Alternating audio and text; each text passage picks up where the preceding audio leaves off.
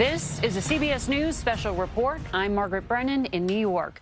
President Biden will soon address the nation following a meeting with Western leaders about the crisis with Russia and Ukraine. The president has vowed to rally the world to help avoid what he warns is a very high risk of a Russian invasion.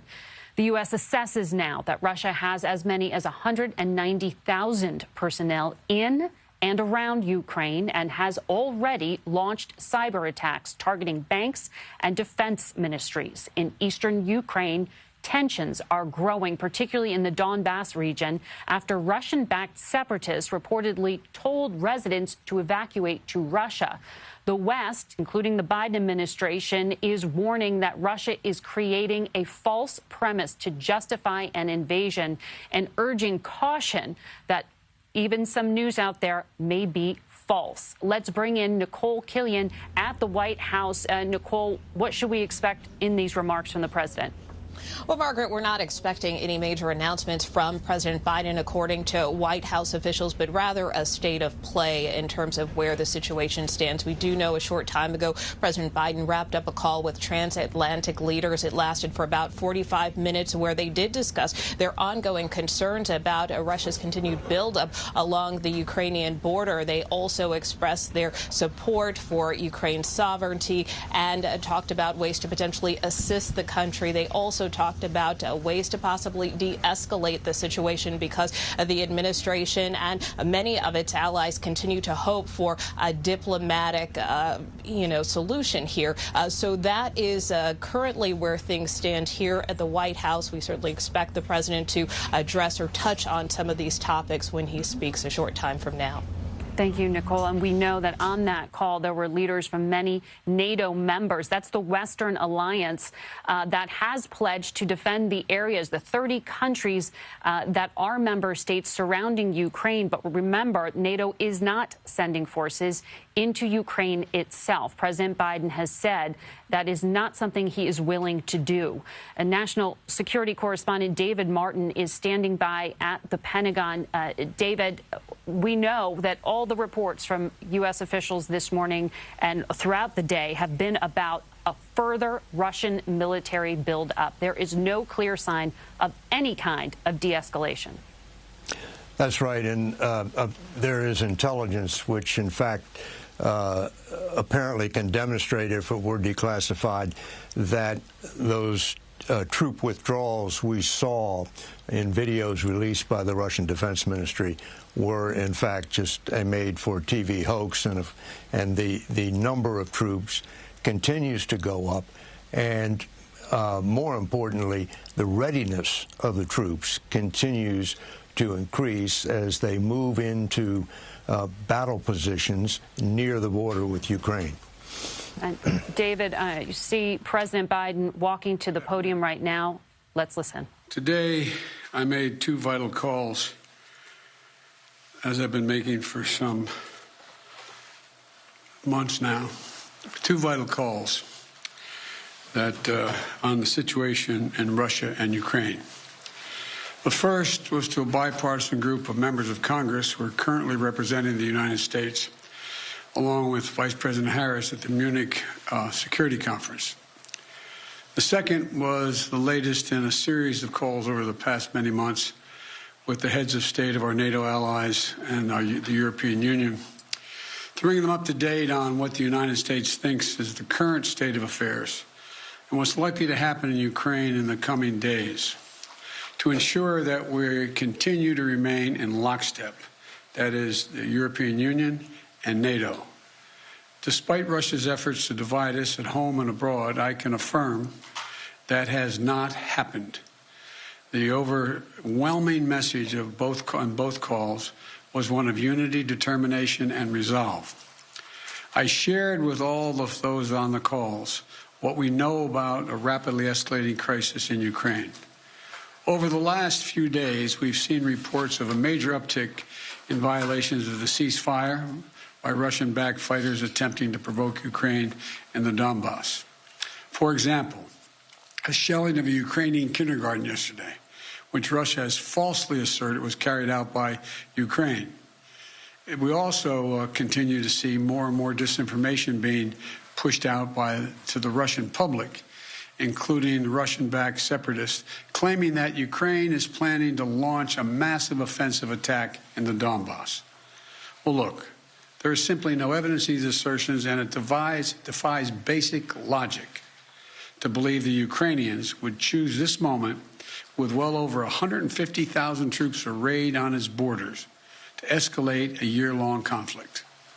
Russia's state media also continues to make phony allegations of a genocide taking place in the Donbass and push fabricated claims warning about Ukraine's attack on Russia without any evidence. That's just what I'm sure Ukraine's thinking of doing, attacking Russia. All of these are consistent with the playbook the Russians have used before, to set up a false justification to act against Ukraine. This is also in line with the pretext scenarios that the United States and our allies and partners have been warning about for weeks. Throughout these tense moments, the Ukrainian forces have shown great judgment and, I might add, restraint. They refused to allow the Russians to bait them into war. But the fact remains, Russian troops currently have Ukraine surrounded from Belarus along the Russian border and with Ukraine to the Black Sea in the south and all of its border. You know, look, we have reason to believe the Russian forces are planning to and intend to attack Ukraine in the coming week, in the coming days. We believe that they will target Ukraine's capital, Kyiv, a city of 2.8 million innocent people. We're calling out Russia's plans loudly and repeatedly, not because we want a conflict, but because we're doing everything in our power to remove any reason that Russia may give to justify invading Ukraine and prevent them from moving. Make no mistake, if Russia pursues its plans, it will be responsible for a catastrophic and needless war of choice. The United States and our allies are prepared to defend every inch of NATO territory from any threat to our collective security as well. We also will not send troops in to fight in Ukraine, but we will continue to support the Ukrainian people. This past year, the United States has provided a record amount of security assistance to Ukraine to bolster its defensive, $650 million from Javelin missiles to ammunition. We also previously provided $500 million in Ukraine and humanitarian aid and economic support for Ukraine. And earlier this week, we also announced an additional sovereign loan guarantee of up to $1 billion to strengthen Ukraine's economic resilience. But the bottom line is this: the United States and our allies and partners will support the Ukrainian people. We will hold Russia accountable for its actions. The West is united and resolved.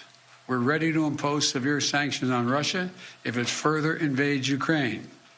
But I say again, Russia can still choose diplomacy. It is not too late to de-escalate and return to the negotiating table. Last night, Russia agreed that Secretary of State Blinken and Foreign Minister Lavrov should meet on February 24th in Europe. But if Russia takes military action before that date, we'll be clear that they have slammed the door shut on diplomacy. They will have chosen war, and they will pay a steep price for doing so, not only from the sanctions that we and our allies will impose on Russia, but the moral outrage the rest of the world will visit upon them. You know, there are many issues that divide our nation and our world, but standing up to Russian aggression is not one of them. The American people are united. Europe is united. The transatlantic community is united. Our political parties in this country are united. The entire free world is united. Russia has a choice between war and all the suffering it will bring, or diplomacy that will make a future safer for everyone. Now, I'm happy to take a few questions. Nancy from Bloomberg. Thank you so much, sir. Do you think that it is wise for President Zelensky to leave Ukraine if an invasion is as imminent as the U.S. says it is? That's a judgment for him to make, and a determination as to whether or not. I've spoken with Zelensky a dozen times, maybe more, I don't know.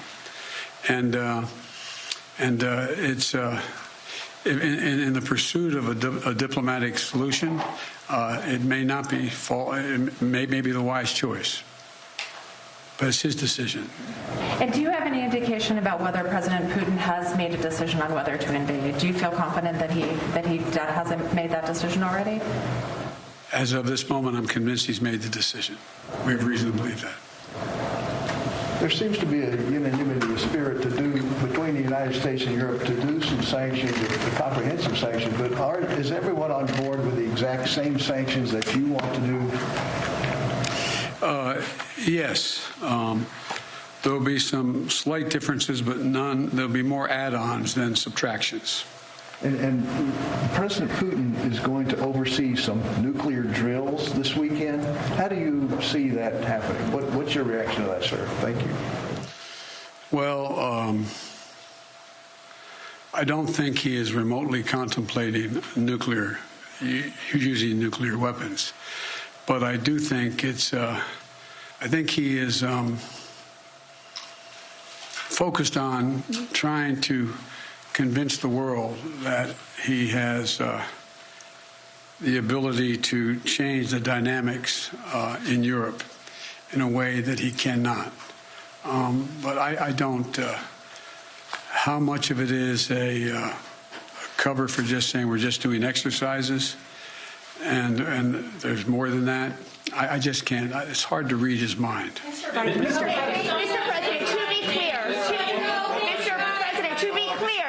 to be clear, you are convinced that President Putin is going to invade Ukraine. Is that what you just said a few moments ago? Yes, I did.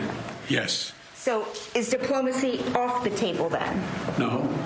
Until he does, diplomacy is always a possibility. What reason do you have to believe he's considering that option at all? We have a significant intelligence capability. Thank you very much. Thank you, guys. Thank you.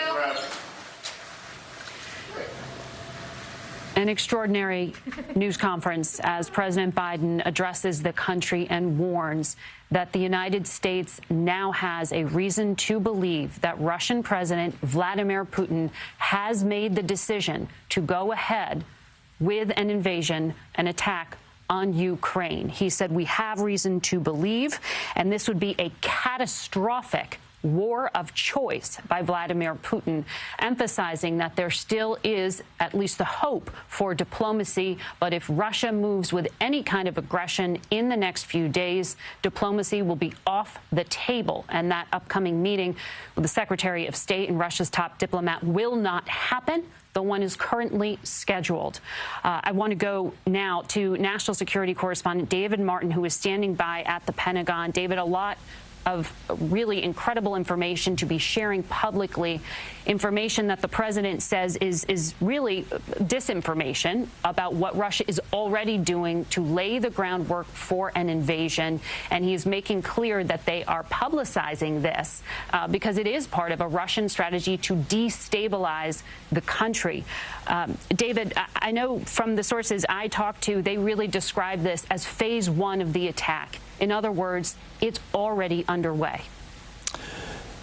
Another way of putting it, Margaret, is that we are witnessing the beginning of Vladimir Putin's endgame in Ukraine.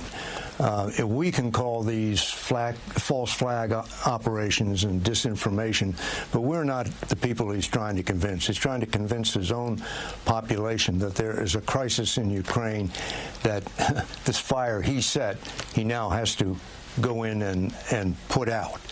And he we've seen him preparing for it for weeks. Now the president, and what is certainly the major news out of that appearance, says that the U.S. has reason to believe he has decided to invade. So now the questions are, what form will that invasion take, and when will it happen? Every indication is that it will take place in a matter of days, and that it will be significant in size. A defense official told us here at the Pentagon earlier today that 40 to 50% of those 150,000 Russian troops arrayed around the border with Ukraine have now moved into attack positions. That means that they're in assault formations anywhere from 5 to 30 miles back from the border, just waiting for the order to go, and they could be up at the border inside half an hour, and then a full-scale invasion could begin. And David, I know in my reporting I continue to hear Vladimir Putin, as a strategist, gives himself many options. So we know some kind of attack, further attack, may be coming based on what the president just laid out, that he not only believes but has intelligence that leads him to come to this conclusion that something will happen. What would an attack look like? Well, the real short answer is whatever it takes to bring Ukraine into his sphere of influence. But a full-scale invasion would start with cyber attacks and electronic warfare to take out Ukraine's command and control networks, be followed by air and missile strikes to destroy their key leadership installations. Then you would have commando raids to assassinate senior government leaders, to seize TV and radio stations, airborne operations to seize airfields and bridges. Then the forces arrayed along the border would come rolling across in tanks and infantry fighting vehicles and take down the country. Major cities, including the capital of Kyiv, would be targets. The Ukrainian military would try to fight, but they would be very quickly reduced to pockets of resistance and last maybe 10 to 15 days. Just 10 to 15 days, fairly dire assessment there. And I know the forces have surrounded the country. I want to go to Ukraine right now, where we find foreign correspondent Charlie D'Agata, who is in the capital of Kyiv. And as we heard, Charlie, the capital city itself may be targeted in the coming days. Yes, and, you know, the concern here, the tensions here have absolutely been ratcheting in the past 48 hours, mostly centering around that Donbass region. But as you pointed out, you know, this is an area that's not only controlled by these Russian-backed separatists, but they control the images and the information that's coming out of there. And the information that we've seen today, the images are of an explosion of a car outside rebel headquarters. Those are the images that we saw. People that have been packed onto buses, elderly women, children, who have been told by these Russian separatists to head to Russia for their own safety, because they're being told that the Ukrainian military is about to invade that area. The Ukrainian Defense Ministry said today, in order to reassure their own people in that region, this is patently false. We have no intention of doing that. At the same time, there has been an escalation in violence between both sides, and independent observers have noted this. So there has been a ratcheting up of tension and fighting in that region anyway. But the information that we're getting from these Russian-backed separatists, we just have to take with a pinch of salt. Good words of caution there, Charlie. As we heard, disinformation and this attempt to destabilize is part of the strategy. Please stay safe, Charlie, in Kyiv, Ukraine. And we will continue our coverage on CBS News Streaming, your local news, and tonight on the CBS Evening News. This has been a CBS News Special Report. I'm Margaret Brennan in New York. For news 24 hours a day, go to CBSNews.com.